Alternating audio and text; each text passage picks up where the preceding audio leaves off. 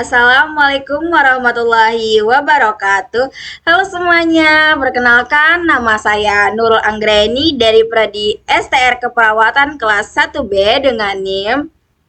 Di sini saya akan menjelaskan tentang pembagian sel dengan mata kuliah Ilmu Biomedik Dasar.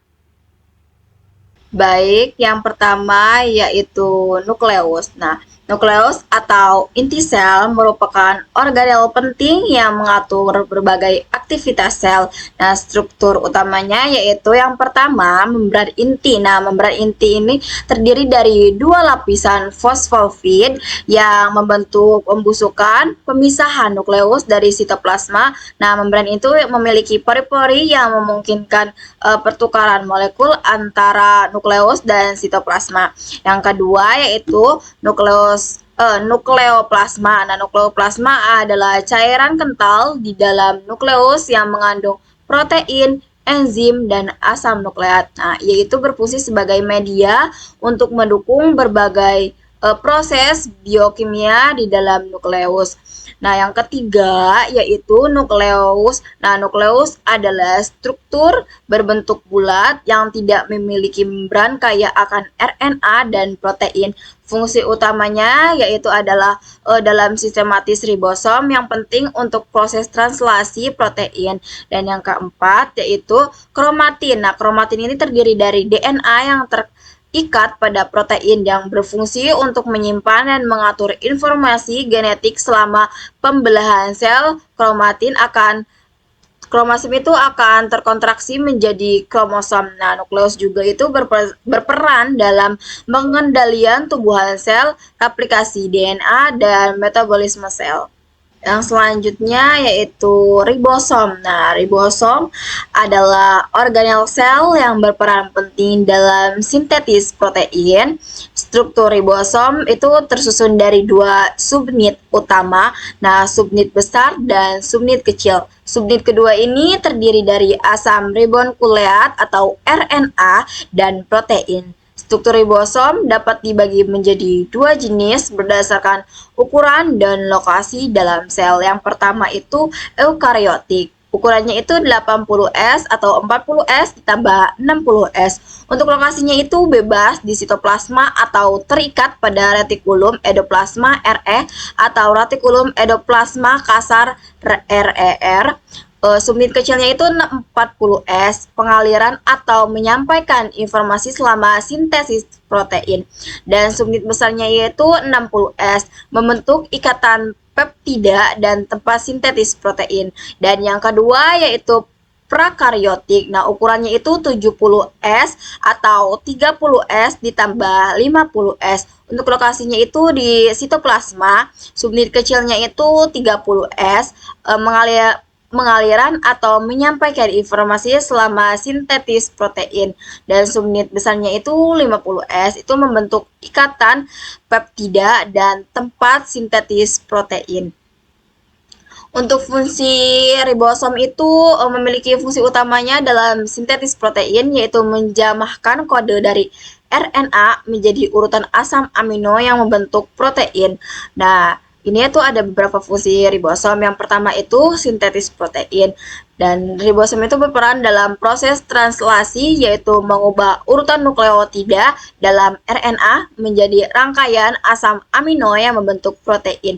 Nah, ribosom juga itu dapat melakukan sintesis protein enzim secara bebas. Nah, fungsinya itu sebagai katalisator dalam cairan sitosol. Dan yang kedua yaitu terjemahan. Nah, jadi ribosom itu membaca pesan dari RNA dan mengubah menjadi urutan asam amino yang membentuk protein. Nah, subunit kecil itu berfungsi sebagai pembaca pesan, sedangkan subunit besar itu bertugas membentuk ikatan peptida. Nah, jadi ribosom itu merupakan organel yang tidak memiliki membran tetapi sangat penting dalam proses sintesis protein di dalam sel. Selanjutnya yaitu Golgi. Nah, Golgi juga dikenal sebagai kompleks Golgi atau aparatus Golgi. Nah, memiliki struktur yang kompleks dan berbentuk cekram dan kantung-kantung kecil yang cabang menjadi serangkaian pembuluh kecil di ujungnya. Struktur ini terdiri dari membran yang membentuk tubulus vesikula dengan ruangan yang berlapis-lapis ditutupi oleh membran. Fungsi badan Golgi yang pertama yaitu membentuk kantung untuk sekresi, yang kedua yaitu membentuk membran plasma, yang ketiga yaitu membentuk dinding sel tumbuhan, yang keempat yaitu tempat modifikasi protein, yang kelima menyortir dan memaket molekul, yang keenam transport lipid, yang ketujuh membentuk libosom, yang terakhir membentuk akrom pada spermatozoa. Selanjutnya yaitu plasma membran atau membran plasma adalah struktur semi-permeable yang membungkus isi sel terbuat dari lapisan ganda fosfolipid, protein, dan karbohidrat.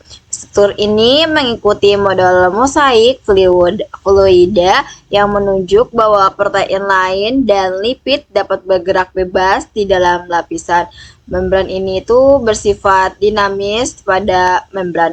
Struktur membran sel atau ada 3. Yang pertama yaitu fosfolipid, yang kedua protein, yang ketiga karbohidrat. Untuk fungsinya yaitu perlindungan. Nah, membran melindungi isi sel dari lingkungan eksternal. Terus yang kedua yaitu transportasi. Nah, mengatur atau menggerakkan zat ke dalam dan keluar sel melalui mekanisme di fungsi pasif dan aktif. Yang terakhir yaitu komunikasi. Interaksi antar sel melalui reseptor yang mengenali sinyal kimia. Dengan struktur dan fungsi yang kompleks, membran berperan penting dalam menjaga homeostatis dan komunikasi antar sel. Baik, selanjutnya yaitu mitokondria. Nah, mitokondria adalah organel sel yang berfungsi sebagai penghasil energi utama dalam sel eukariotik. Sering disebut sebagai pembangkit tenang sel. Nah, untuk struktur mitokondria ini ada 3. Yang pertama yaitu membran ganda, yang kedua kompeten, dan yang ketiga yaitu DNA dan ribosom. Untuk fungsinya itu yang pertama itu produksi ATP. Nah, jadi mitokondria itu mengubah energi dari makanan menjadi adenosin trifosfat atau ATP, sumber energi utama bagi sel. Dan yang kedua yaitu metabolisme. Nah, terikat dalam metabolisme asam amino, lipid, dan pengaturan kalsium serta proses penting lainnya seperti apoptosis atau kematian sel terprogram dan terpogenesis atau produksi panas. Nah, dan yang terakhir atau yang ketiga yaitu peran dalam kesehatan. Nah, mitokondria itu berkontribusi pada berbagai fungsi seluler dan kesehatan secara keseluruhan. Kerusakan pada mitokondria dapat menyebabkan berbagai penyakit. Yang selanjutnya yaitu sitoskeleton, dalam bahasa Indonesia adalah jaringan protein yang menyusun sitoplasma dalam sel eukariota. Nah, sitoskeleton ini terdiri dari 3 jenis filamen utama. Yang pertama yaitu mikrotubulus, mikrofilamen, dan filamen intermediate. Nah, untuk mikrotubulus itu tabung berongga yang kaku dan tidak dapat diregangkan, terdiri dari tubulin. Mikrotubulus itu berfungsi sebagai pendukung dan pengatur posisi organel dalam sel. Yang kedua yaitu mikrofilamen atau filamen aktin. Nah, itu filamen fleksibel yang berbentuk jaringan atau sel, terdiri dari aktin. Mikrofilamen ini berfungsi dalam mutabilitas dan kontraksi sel. Dan yang terakhir yaitu filamen intermediate. Nah, filamen liat yang lebih fleksibel dan dapat diregangkan, terdiri dari berbagai jenis protein. Nah, filamen intermediate ini berfungsi sebagai pendukung dan pengatur struktur sel. Nah, sitoskeleton ini berperan penting dalam mengatur aktivitas sel, mempertahankan bentuk sel, mengatur sinyal transduksi, dan menggerakkan organel dalam sel. Untuk struktur mikrotubulus itu terbentuk dari 2 jenis tubulin atau alfa tubulin dan beta tubulin yang membentuk dimer. Nah, dimer ini kemudian berasosiasi untuk membentuk rantai panjang yang dapat berpolimerisasi dan depolimerisasi, memungkinkan terjadinya pembekuan dalam struktur dan fungsi. Nah, untuk fungsi mikrotubulus ini yang pertama yaitu dukungan struktural. Nah, mikrotubulus itu memberikan bentuk dan stabilitas pada sel, berfungsi sebagai kerangka internal yang mendukung organel dan nukleus. Dan yang kedua yaitu transportasi seluler. Nah, mikrotubulus itu berperan dalam transportasi vesikal dan organel di dalam sel, bekerja sama dengan protein motor seperti kinesin dan dinin. Dan yang ketiga yaitu pembelahan sel. Nah, selama mitosis, mikrotubulus itu membentuk spidel mitosis yang membentuk pemisahan kromosom ke sel anak. Dan yang terakhir itu pergerakan sel. Nah, mikrotubulus itu juga terlibat dalam pembentukan struktur gerak seperti silia dan flagella yang memungkinkan motilitas sel. Dan secara keseluruhan itu mikrotubulus adalah komponen vital yang mendukung berbagai fungsi seluler dan menjaga integritas struktur sel. Selanjutnya yaitu filamen. Nah, filamen merupakan komponen penting dari sitoskeleton yang berfungsi sebagai kerangka sel eukariota. Terdapat 3 tipe filamen utama dalam sitoskeleton. Yang pertama yaitu mikrofilamen, yang kedua mikrotubulus, yang ketiga filamen intermediat. Untuk fungsinya itu filamen berperan dalam menjaga bentuk sel, mendukung organel, dan berkontribusi pada pergerakan sel. Selanjutnya yaitu mikrofilamen. Nah, mikrofilamen ini mempunyai struktur bagian dari sitoskeleton yang terdiri dari protein aktin. Mereka itu berbentuk batang padat dengan diameter sekitar 7 nm dan tersusun atas molekul aktin yang berbentuk globular.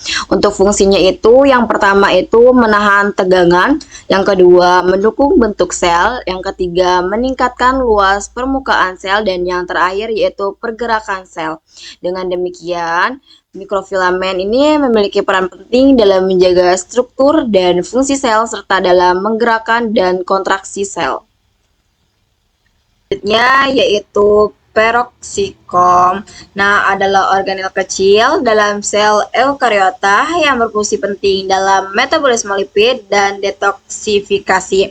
Nah, untuk strukturnya yaitu membentuk sepheresis dan dikelilingi oleh membran tunggal yang terdiri dari 2 lapis lipid. Di dalamnya itu terdapat berbagai enzim seperti katalase dan oksidase yang berperan dalam reaksi oksidatif. Nah, ukuran peroksisom bervariasi ini antara 0,2 hingga 2 mikrometer. Nah, tergantung pada jenis sel dan kondisi lingkungan. Untuk fungsinya yaitu ada 4. Yang pertama itu metabolisme lipid, yang kedua detoksifikasi, dan yang ketiga yaitu biosintesis plasmologan, dan yang terakhir yaitu peran dalam perkecambahan. Nah, peroksison ini tidak memiliki DNA sendiri dan protein di dalamnya sintesis di ribosom bebas sebelum diimpor dalam organel inti. Selanjutnya yaitu flagellum. Nah, flagellum itu adalah struktur yang membentuk cambuk pada beberapa organisme bersel satu yang seperti bakteri dan archaea. Nah, untuk strukturnya itu ada 2. Yang pertama yaitu komponen, yang kedua itu penempelan. Dan untuk fungsinya yaitu alat gerak, respon kemotaksis, interaksi dengan lingkungan. Dengan demikian, flagellum merupakan struktur penting yang memungkinkan suatu organisme bersel satu untuk bergerak dan berinteraksi. Yang selanjutnya yaitu lisom. Nah, adalah organel sel eukariotik yang membentuk kantong dan diselubungi oleh membran tunggal. Nah, untuk struktur lisom itu yang pertama yaitu membran lisom.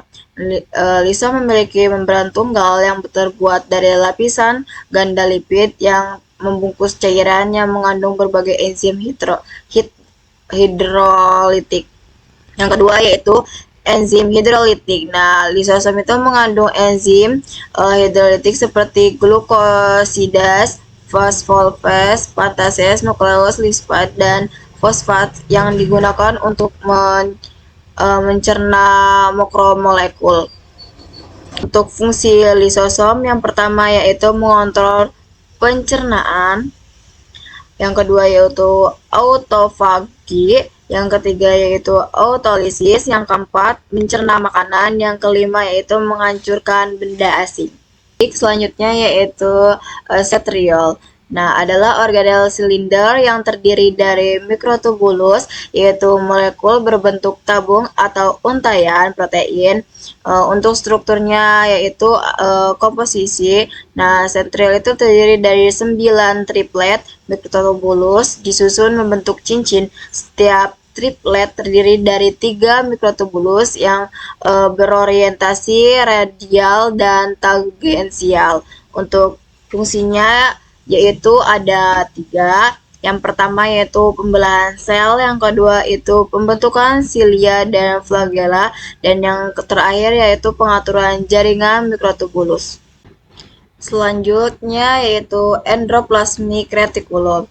Nah, retikulum itu adalah salah satu jenis retikulum endoplasma yang ditemukan pada sel eukariotik. Nah, untuk strukturnya itu ada 2. Yang pertama yaitu ribosom, yang kedua yaitu lumen. Untuk fungsinya itu ada 4. Yang pertama yaitu sintesis protein, yang kedua yaitu modifikasi protein, dan yang ketiga yaitu folding protein, untuk yang terakhir yaitu membran produksi. Secara keseluruhan, RER berperan penting dalam proses sintesis, modifikasi, dan transportasi protein di dalam sel eukariotik. Selanjutnya yaitu endoplasmic reticulum. Nah, adalah bagian dari retikulum endoplasma yang tidak diselimuti oleh ribosom. Untuk strukturnya yaitu tubulus dan jaringan. Nah, terdiri dari tubulus yang membentang di sekitar sel dan membentuk jaringan berupa retikuler. Selain itu, juga memiliki area melebar yang menyerupai kantung, meningkatkan permukaannya untuk meningkatkan kinerja. Untuk fungsinya yaitu ada 3. Yang pertama yaitu sintetis lemak, yang kedua yaitu detoksifikasi, dan yang terakhir yaitu sel stres. Nah, dengan demikian SER itu memiliki peran yang sangat penting dalam berbagai proses seluler, termasuk sintesis lemak, detoksifikasi, dan pengaturan stres sel. Baik, terima kasih. Cukup sekian dari saya. Wassalamualaikum warahmatullahi wabarakatuh.